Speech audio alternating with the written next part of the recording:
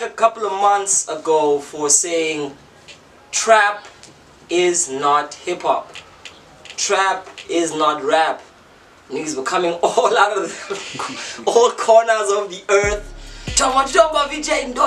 But I still maintain hip-hop as a culture, when it comes to the facet of spoken word art poetry, expressed itself in a format that is more closer to Jamaican toasting and more closer to the chants in funk breaks than it is to most things. Couple that with the traditional impulse of poetry, because it evolved to a place where it became more complex in its lyricism, then you have the modern day beautiful art form of rap. Now, music's evolution into many different places, black culture's evolution into many different places, whether we're talking about the spaces of Chicago which earthed and birthed house, whether we're talking about the movements of Europe and us taking the parallel experience of African Americans and creating sounds like drill, we come to a place where commercial rap has taken the term hip-hop simply to cash in on the fact that that is the most recognizable term. But rap music stands alone from the culture of hip-hop. Why am I rambling? I don't want to go into that particular topic, but I want to talk about this particular artist. I have been reviewing artists who happen to be doing the sound which is now known as trap music, which is pretty much a young cousin of hip-hop music, a young cousin of rap music, which has kind of spread out and become its own ambient, club-orientated, 808 infused, deep, immersive sound that seeks to pay attention more to the groove and the ecstatic experience than it does to the actual lyricism, to such an extent that trap artists often tend to not focus on enunciation and things that stress their syllables or the act of wording out lyrics in and of itself. They kind of slide through them in a way that is more efficacious to the emotional bond than anything else. Terming them mumble rap comes from that impulse that they really live by. Enter Arno Steez, a trap artist who's been making waves for a couple of years right now, for a very good reason. Arno is basically a modern day young diasporic child of the African soil.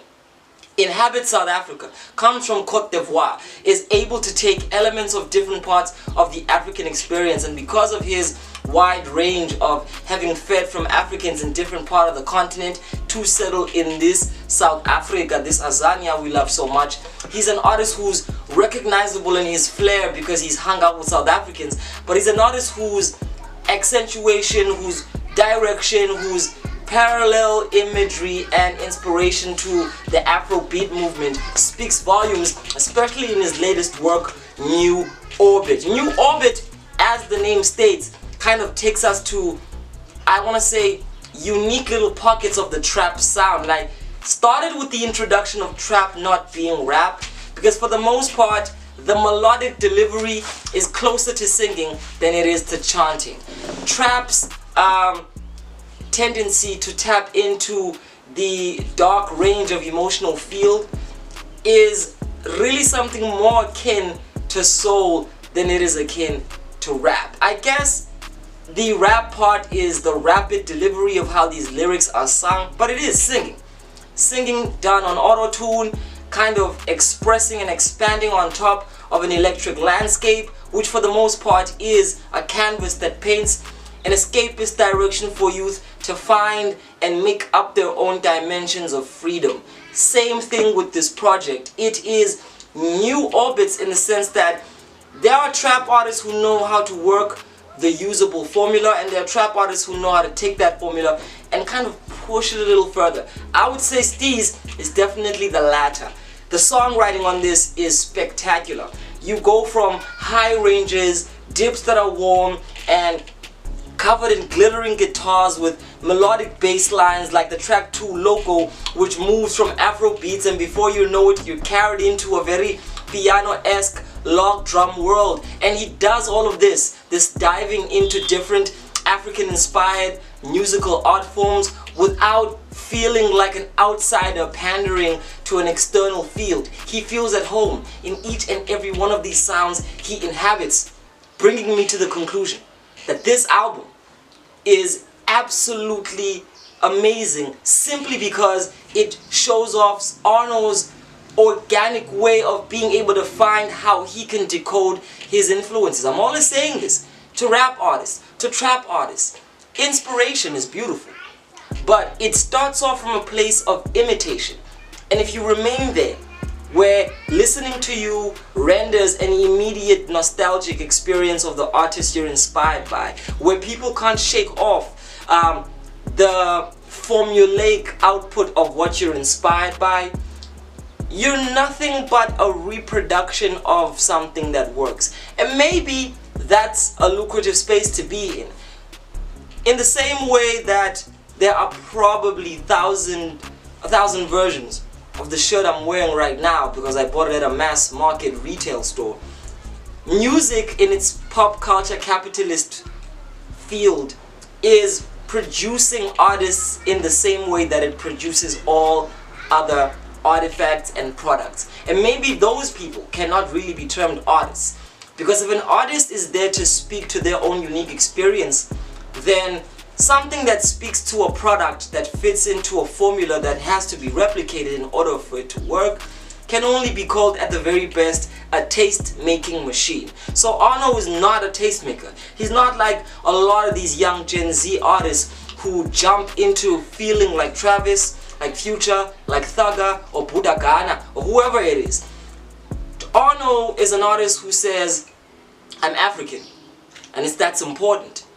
And because it's important, I have to find ways of tapping into this indigenous power that swims in my ancestry. I have to find ways of looking at South Africans, looking at Nigerians, looking at Ghanaians, and finding the commonalities and being able to play around with that and really produce something which is the closest thing to Pan-African trap. And I think this might just be the project.